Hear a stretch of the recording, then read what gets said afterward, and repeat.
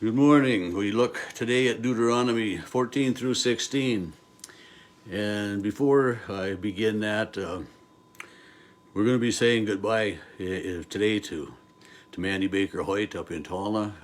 Goodbye in this life anyway. She lived a hard and courageous battle these last 5.5 years and has been an inspiration to an awful lot of people. And I just invite you to say a prayer today for Mandy's family as they continue life on this earth without her. She was quite a gal and an inspiration to many. So with that, chapter 14 starts out with these words: "You are the children of the Lord your God. You shall not cut yourselves or shave the front of your head for the dead." God is saying, mourn the dead, for sure, mourn the dead. We miss them. It hurts that they're no longer with us. Mourn the dead, but don't disfigure yourself. Don't make the outward signs that way of that you're gonna, to disfigure yourself, to cut your body, and it'll say in another place, we'll be coming up to that before too long. It says, do not make any tattoos or marks upon your body for the dead. And we remember the dead for who they are, for who they were, and what they meant to us. And we trust now that they continue to live in God's care and in our memories. So, this is the word of God for us, that, when we mourn, and we do greatly. But, cutting ourselves, disfiguring ourselves, God says we don't need to do that. Our hearts hurt enough, our minds hurt enough that way. He says, "You are a holy people to the Lord your God, and Lord has chosen you to be his people, a special treasure above all the people on earth, on the face of the earth." And that's such a reminder for us too, is that God has chosen us to be his people. We're special. He chose us in our baptism. He knew us in our mother's womb before we were born, and so many different verses that remind us of God's love.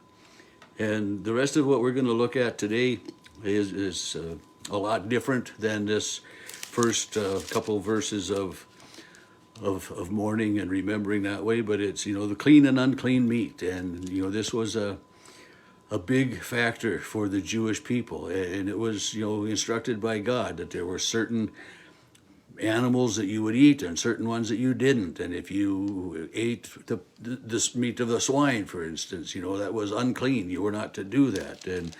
And other, they name a lot of them, the camel, the hare, the rock hyrax, and the swine, and then with the, and you're not supposed to eat eagles and falcons and the vulture and the buzzard, and, some of those, why would you want to eat? But then, and the little owls and different things that way. So, this is a specific reminder again of what God has made clean and unclean.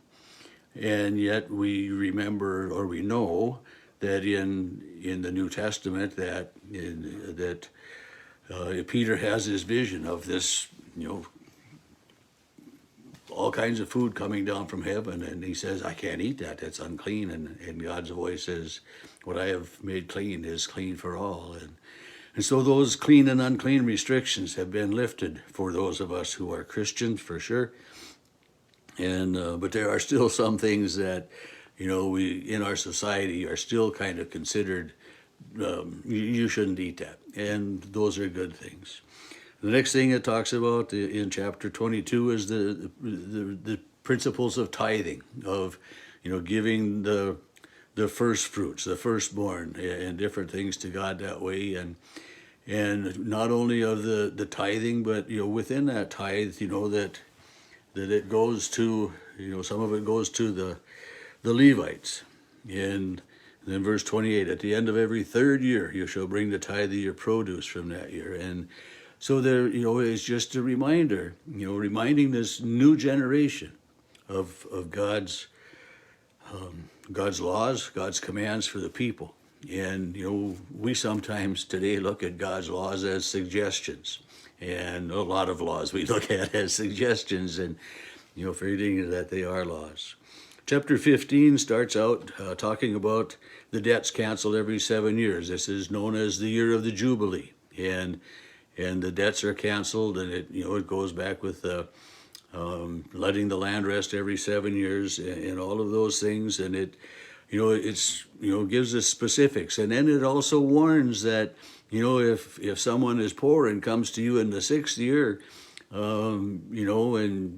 take care of them. You always take care of the poor. Not thinking, well, it's next year's the 7th year, so I got to forgive that. It isn't about keeping score. God says, and it's one of those hard things. So often, it talks about that with the generosity to poor, starting at verse 7 through 11, and then it talks about bond servants. Because some of the people fell upon hard times, they would, sell themselves as a slave to someone else so that they would have the ability to provide for their families. And, so talking about the bond servants in that, and the law concerning firstborn animals, just again, the remembering to give to God, and remembering that, God is faithful and God is providing, and just on our the Daily Bread devotional, I just saw a deal, and I'm going to share that later this morning at Mandy's funeral too. But it says that we I'll look at it and I'll read it. I'll read it to you again here. We may have little to give, but Jesus invites us to give out of our poverty. And, to take care of our neighbor, to take care of our friends, to make sure we give to God. And sometimes we think we don't have anything to give to God. The best thing we can give to God is our hearts, our souls, our minds, our, who we are, and just let others see God in and through us. We don't have to write a big check to the church. I mean, we can, there are so many things that we can do that way, for giving for God. Chapter 16 is a reminder of the Passover meal, the Feast of Weeks, the Feast of Tabernacles. Those are the 3 main Jewish festivals. And so God has Moses, again, with this newer generation they're now the leaders of the people. The torch passes from the matriarchs and the patriarchs to the next generation. And so Moses is speaking to that next generation of the leaders of Israel, and reminding them of all of those things. And the Jews have 2 calendars that they follow. One is, the calendar that we follow, January, February, March, April, and those months. And then they have another calendar that they follow that follows their Passovers and different things. And they have different names for those months as well. But, like their first month corresponds with our 7th month, and it just, so their months kind of go that way all the way through. And their months are determined, starting at the Passover on the God said on the 14th day of the first month, you shall observe the Passover, and, the reminder of all of those things that way. So their calendar, they follow the calendar that we do so that they're on the same page with everybody, but they have a separate calendar for their religious holidays and their religious use. And the last thing that we look at in Deuteronomy 17 is that justice, must be done. And God says, appoint judges and make sure that everything is taken care of in all of those ways.